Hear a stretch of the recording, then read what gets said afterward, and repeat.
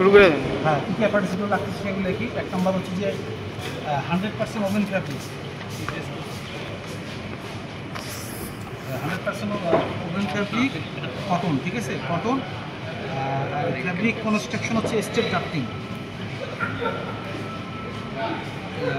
Fabric construction step drafting, straight drafting, fabric construction লাই। তারপর হচ্ছে আমাদের এখানে আর কি 2 নম্বরটা লাগতেছে হচ্ছে স্টিল টেমপ্লেট। টেমপ্লেট আছে, স্টিল টেমপ্লেট। আস্তে আস্তে দিয়ে ধাক্কা দিয়ে কি করিস? 2 নম্বরটা লাগতেছে হচ্ছে প্লাস্টিক টেমপ্লেট। ঠিক। 3 নম্বর হচ্ছে ডেট ওয়েট, সিজার। আরে এইখানেই দেখেন সিজার স্কেল। আর হচ্ছে আমাদের হচ্ছে যে মানে ফ্যাব্রিক রিস্ক রিকভারি টেস্টার। এটা হচ্ছে অরিজিন হচ্ছে জাপান। জাপান তো যে জিনিস তৈরি করে 100% অথেন্টিক হয়, কোয়ালিটি অনেক ভালো হয়। তথ্যগুলো থিওরিক্যালগুলো ভালো হয় না। এটা তো এখন মডার্ন আসছে, মডার্ন টেকনোলজি আসছে, কিন্তু এখন এটা চলতেছে কারণ কি? থিওরিক্যাল রিসার্চ করে তারা এটা পাইছে। হ্যাঁ, যে এখানে কারেন্ট আমাদের স্যাম্পল কীভাবে কাটতে হয়, টেমপ্লেটটা হয়ে গেল। এই আমি সেল বেস যদি এখানে থাকে তাহলে যদি আমি এইভাবে স্যাম্পলটা কাটবো, মানে প্রাথমিক এটা কাটিং স্যাম্পল, আর হচ্ছে অপারেশন জোন স্যাম্পল, দুটো স্যাম্পল আছে। কাটিং স্যাম্পলটা আমরা একটু অ্যালাউন্স দিয়ে কাটতে হবে, এইভাবে কাটতে হবে, এভাবে কাটতে হবে। যদি এটা কাটি এভাবে স্যাম্পলটা কাটতে হবে।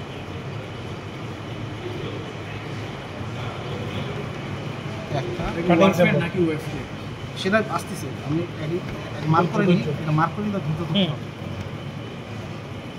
এই যে একটা কাটলাম, এই সেল বেস কিন্তু এটা সেল বেস এটা না, সেল বেস অনুযায়ী এভাবে কাটবো। যদি সারা ফ্যাব্রিক কাটতে বলে যে কীভাবে স্যাম্পল কাটতে হয়, এই জন্য সরাসরি কেটে দেখাচ্ছি সুবিধার জন্য।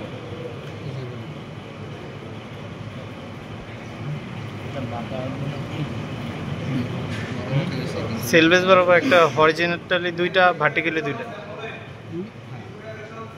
আমার যে কটা স্যাম্পল এখন লাগে সেগুলো আমি 2টা স্যাম্পল করে দেখাচ্ছি, যেহেতু ওই গ্রুপের 3টা দেখাচ্ছি, গ্রুপের 2টা দেখা যাচ্ছে। এখন কীভাবে কাটবো, এটা হচ্ছে আমাদের সেলভেজ। তাহলে কী হবে?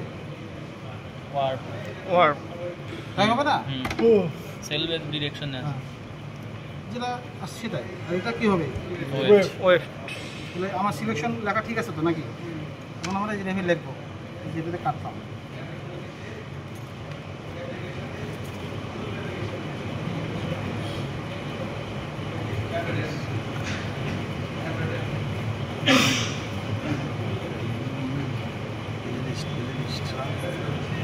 সেটা আসতেছে, ধাপে ধাপে আসতেছে।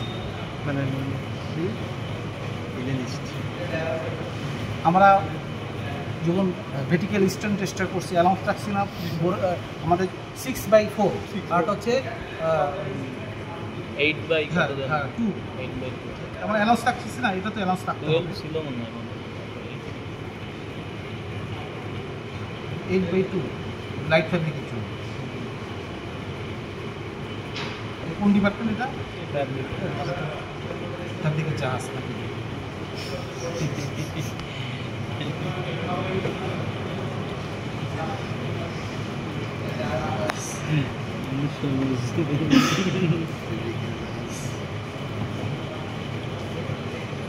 ইউটিউবে যাবে নাকি?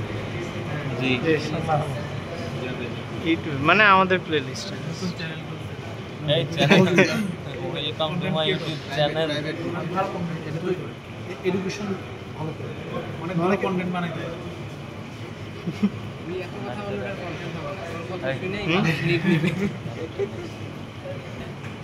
এই ভিডিওটা করতেছি কথা যখন ভুলে যাবে, যখন ভিডিওটা দেখে মনে হবে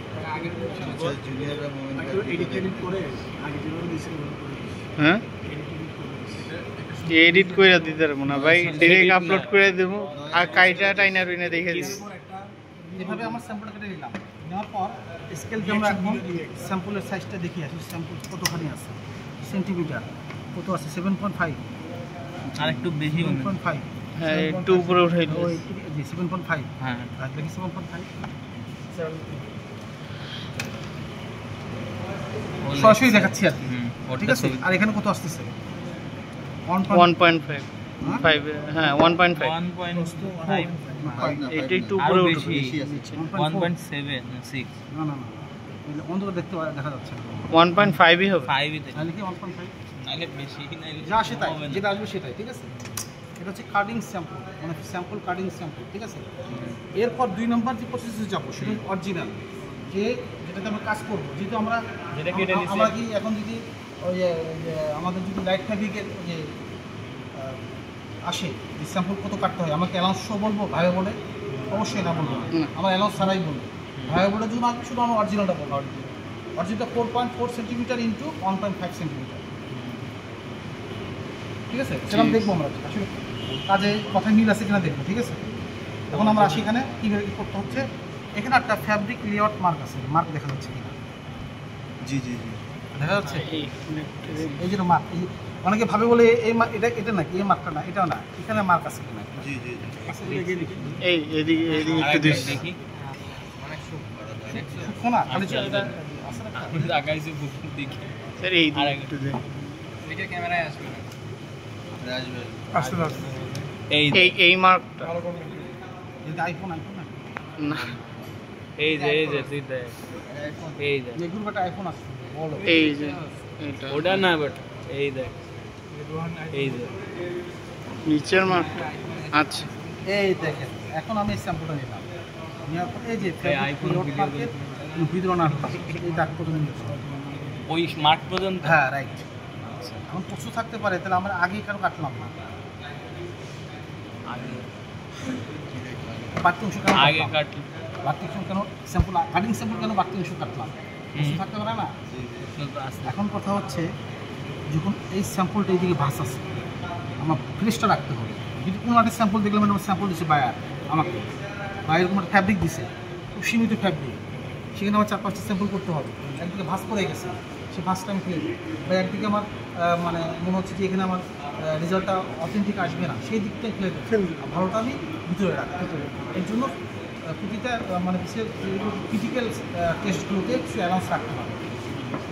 তাই না? কারণ আমাদের যে পোশাকগুলো বানাই গার্মেন্টসে, আমার সাইড যে সুইংগুলো করি অ্যালাউন্স রাখি না, যদি অ্যালাউন্স না করতে অ্যালাউন্স রাখতে কিছু কিছু টেস্টের জন্য টেক্সটাইলে অ্যালাউন্স রাখি।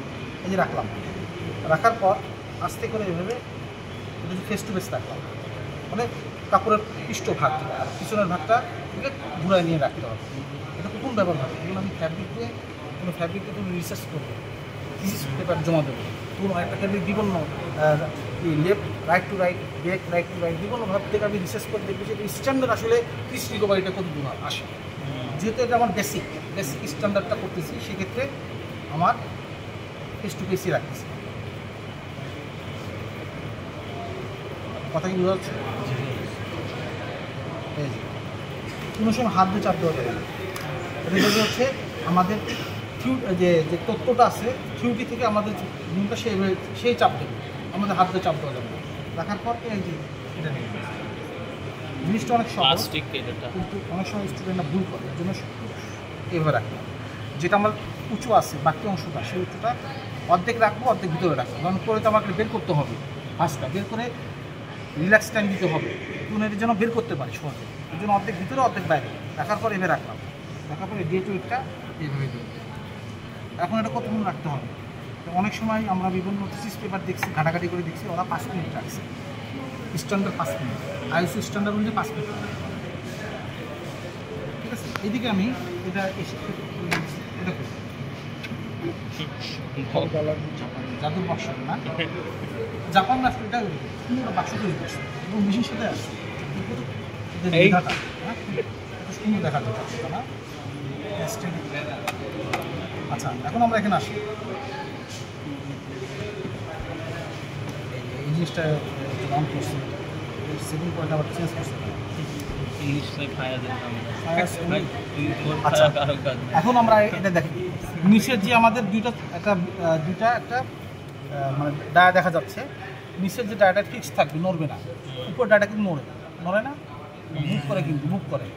আর এখানে যে ক্ল্যাম্প আছে এটা হচ্ছে fabric submission sample submission clamp, মানে স্যাম্পলটাকে সাবমিট করা লাগে এই যে ক্ল্যাম্প।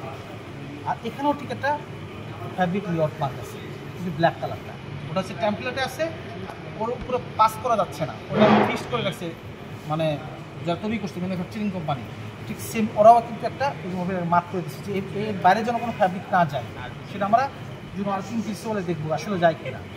আর এই যে রেড কালার দেখা যাচ্ছে, রেড কালারটা ওই যে রেডটা হচ্ছে রেড অ্যাঙ্গেল ইন্ডিকেটর। এই রেড কালার যে এটা কালারটা এই মানে রেখাটা এটা আমার রেড ইন্ডিকেটর করে, মানে রেডটাকে মানে অ্যাঙ্গেলটাকে আমাকে দিক নির্দেশনা দেখায়, দিক নির্দেশনা দেখা যে এই দিক নির্দেশনায় আমার অ্যাঙ্গেলটাই একা দিকে রাখে। ক্লিয়ার জিনিসটা? আমরা টেস্ট করবো তখন জিরোতে থেকে টেস্ট করবো, কোনোভাবে যেন এরকম না হয়, ঠিক আছে? জিরোতে থেকে টেস্ট করবো। এখন আমরা এই ফাঁকে ঘুরে আমার 5 মিনিট হয়ে গেছে, রিল্যাক্স টাইম দেবে এদের জন্য 2 থেকে 3 মিনিট, মানে একটা নির্দিষ্ট টাইমে তো আর রিল্যাক্স হবে না, এটা হবে যদি এটা ইন্টারলোফিং ফ্যাব্রিক হতো, ডিপ ফ্যাব্রিক হতো তাহলে কিন্তু সেভাবে থাকতো না। এটাও টেস্ট করা হয় কিন্তু সেভাবে এত স্ট্রং থাকতো না, যদি এটা ইন্টারলেসিং ফ্যাব্রিক এই জন্য এটা স্ট্রং আছে, সাইজিং করা, আবার সাইজিং আছে, যেহেতু পিকিংয়ের সুতা না, এটা হচ্ছে উইভার্স বিমের সুতা, যাতে সাইজিং করা, সাইজ করার আগে টেস্ট করব। হ্যাঁ এটা গেরে আবার অনেক সময় অনেক বায়ার বলতে পারে না আমাকে ফিনিশিং করে আপনি 30 রিকভারি দেখান, যা রেঞ্জ থাকবে এটা, তাহলে আমার তো আগে প্রোডাকশনে যাওয়ার আগে বাল্ক যে স্যাম্পল করবো, বাল্কে যাওয়ার আগে স্যাম্পল করবো না, ওইভাবে আমরা সে সোপেনার এনজাইম এগুলো দিয়ে ইয়ানটাকে বা ফ্যাব্রিক কনস্ট্রাকশনকে ওইভাবে করে নিয়ে আসার পর চূড়ান্ত আমার জন্য চূড়ান্ততে আমার এটা বাল্কে যেন সমস্যা না হয়। বিদেশিরা হয়তো হার্ডনেসটা পছন্দ করে না, সফট পছন্দ করে, তাই না? তো সেই জন্য সাইজিং করা হবে, দিতে হবে, ক্রিস্পি করে হবে, যেটা যারা চাবে ওইভাবেই কিন্তু আপনাকে তৈরি করে দিতে হবে।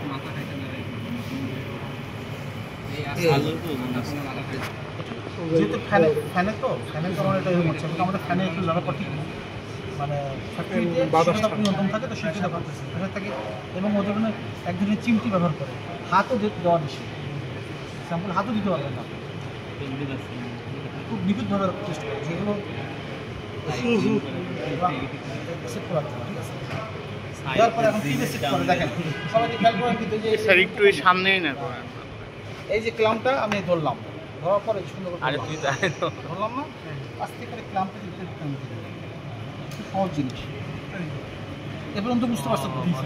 আর এটা জিরোতে আসছে কিন্তু, আরেকটু নিচে, আচ্ছা একটু নিচে করিস, এটা ব্যাপার না, জিরোতে আসছে এইভাবে আসছে, আরেকটু নিচে নামবে। আচ্ছা জুম কর। হ্যাঁ এইভাবে সেট করে রাখলাম, রাখার পর এখন আমি ওই যে আমার যে ডায়াটা আমার মুভ করে সেটা আস্তে মুভ করাবো, কিন্তু আমার মনে রাখতে হবে যে ব্ল্যাক মার্কটা ফ্যাব্রিক লেআউট ওটা কিন্তু পার হওয়া যাবে না, বলে দিচ্ছি কিন্তু, তাহলে আমরা পার হবো না কিন্তু।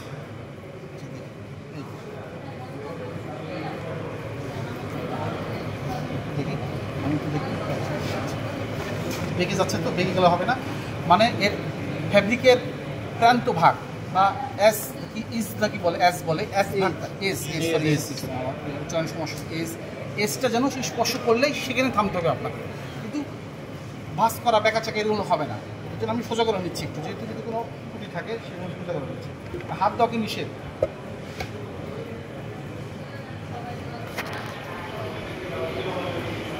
এভাবে আছে তো, এভাবে ধরার চেষ্টা করছি যাতে অ্যাকচুয়ালটা আসে, এখন আমি এই যে প্রান্ত ভাগ কিন্তু আমার লেগে গেছে, আমি যদি এটা পার করে দিই তাহলে সমস্যা কিন্তু, এটা যদি পার করা যাবে না, যদি আমি এরকম করে দিই তাহলে হয় রং, এই সমান করে রাখতে হবে, এই সমান করে রাখতে হবে, তাহলে 70 লিখি, ফার্স্ট অবজারভেশন 70 ডিগ্রি অ্যাঙ্গেলে স্পিক বাড়ি, ঠিক আছে? এই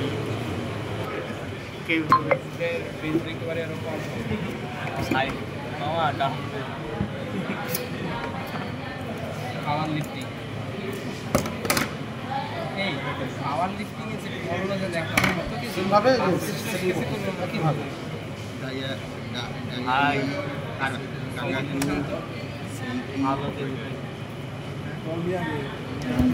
এইভাবে রাখবো। আচ্ছা লিখি আমরা, যেহেতু ওই গ্রুপে 3টা দিছি, first observation 70 degree. Second observation first, হ্যাঁ সেকেন্ড হয়তো বা একটু বেশি হতে পারে। আমরা 72 ডিগ্রি 74 রাখলাম। এটা কি ওয়ার্পের? না হ্যাঁ। না না আগেরটা ওয়ার্পের। ওয়ার্পের ওয়ার্পের 74। হ্যাঁ, এই দুটো দিলাম, ওদের দিচ্ছি 3টা। আচ্ছা।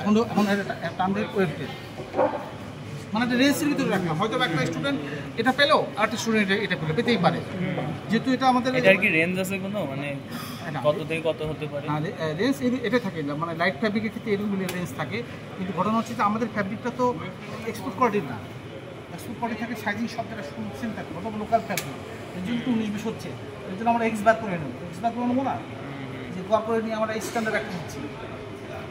কিন্তু এখানে 70 নিল, একটা স্টুডেন্ট 70 নিল, একটা স্টুডেন্ট 74 নিল, আর একটা স্টুডেন্ট 90 নিল, এটা অথেন্টিক না, এত ডিস্টেন্স হবে না, মানে কাছাকাছি হবে। কাছাকাছি থাকবে, রেঞ্জের ভিতরে থাকবে, 4% টলারেন্সের ভিতরে থাকবে, যাতে আমার এটা বায়াররা অ্যাকসেপ্ট করে, এরকম মানে টলারেন্সের ভিতরে থাকবে।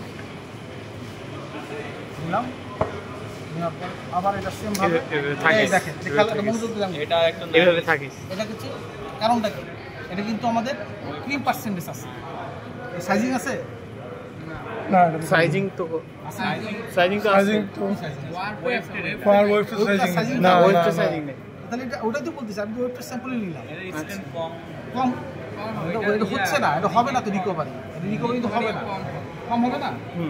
থিওরিটিক্যাল ভাবে কি বলে কম হওয়ার তো কথা, মানে ক্রিম পার্সেন্টেজ যদি না থাকে, যদি স্ট্রং থাকে, তাহলে তোমার এখানে আমার শাটল ঢুকবে না, ঢুকলে শাটল ঢুকলে আমার এটা মানে অর্গ এবং ওয়েবটি ঘর্ষণে ছিঁড়ে যেতে পারে। তারপর আমার রিড ক্যাপ, রিড এগুলো আমাদের ঝং ধরে যেতে পারে, সিস্টেম আছে, এখানে ম্যানুফ্যাকচারিং সিস্টেম আছে, ওই জন্য কিছু হচ্ছে না। এই তাও হচ্ছে না, রিভাইজ করার পর তারপর দেখি কোথাও আসে। ওইদিকে যা। এটা কেমন করলাম যে না দেখা হয়ে মানে আমরা বুঝাচ্ছি যে আসলে ওর থেকে কি সমান আসে কিনা বা একটু বেশি আসে কিনা, এটা আগে দেখে। কিন্তু ওভাবে যদি অথেন্টিকভাবে করতে চাই, তাহলে তো আমার এই স্যাম্পুলই বাদ সব ভাস করা, কিন্তু ওভাবে আপনি দেখেন সেটাতে আমাদের ফ্যাব্রিকই তো বাতিল হয়ে যাচ্ছে। জবের ক্ষেত্রে তো আপনি টাকা দেবেন, 2 মিলিগ্রাম টেস্ট করবেন 10,000 টাকা, 2 মিলিগ্রাম আছে, 3-4 থেকে একটা টেস্ট নেয় 10,000 টাকা, মারো নিচ্ছে কিনা 3-4 ঘুরি ঘুরা দেখছেন না, যে প্রাইভেট টেস্টিং কোম্পানি, সেখানে তো কি পিস রিকভারি করে, তাদের একজন এক একটা ম্যানেজার আছে না, আপনার শরীরে পোশাকে যদি রক্ত বুঝে করবেন চেষ্টা করে ওদের এনভায়রনমেন্টও রিকভার করা, যেটা আপনারা যখন করবেন ওদের শিখে যান। এই দেখেন সেমভাবে নিলাম, বেশি বেশি না, সোজা করে সোজা করে। আচ্ছা মোটামুটি আসছে, কাছাকাছি আসছে, হচ্ছে আপনার 54 লিখি, মানে এক একটা ঘর 2 করে, 54 স্বাভাবিক। আমি তারপর একটু বাড়াই দিচ্ছি যে বেশি আসি, তাও আসতেছে না, এই পর্যন্তই আসতেছে, মানে কম আসছে, 40 থেকে 50 থাকে রেঞ্জ। মানে আপনি যদি স্টিল টাফটিং করেন 1 বাই 1, সেগুলো ক্ষেত্রে এরকমই থাকবে। 54 লিখছো স্টিল টাফটিং, হ্যাঁ হ্যাঁ, এটা তো আপনার 54 কোথায় দেখতে না, ডায়মন্ড ডিজাইন, টুইল ডিজাইন, আনকমনটা আসতেছে তা তো না, স্টিল টাফটিং এর ক্ষেত্রে এরকমই। দুই ক্ষেত্রে সেম, আবার অনেক সময় চেঞ্জ হতে পারে। আমার অ্যাকাউন্ট আছে, অনেক বার আছে যে আমি 20 কাউন্টের অর্পে দেবো আর ওয়েবটে দেবো 10 কাউন্ট, তাহলে কিন্তু চেঞ্জ হতে স্যার পারে। 54টা কোথায় দেখলেন? এই যে রেড ইন্ডিকেটর, এই রেড ইন্ডিকেটর। হ্যাঁ, আমি প্রথমে যে দেখা হয়েছে ওটাই। আচ্ছা, সেকেন্ডটা কত লিখবে? হ্যাঁ, তাহলে এটা নিয়ে 50 ডিগ্রি, 50 ডিগ্রি। মানে এভারেজে 4-5 এভারেজে। ওই গ্রুপে 3টে গ্রুপে দিলাম 2টা 5টা শেষ।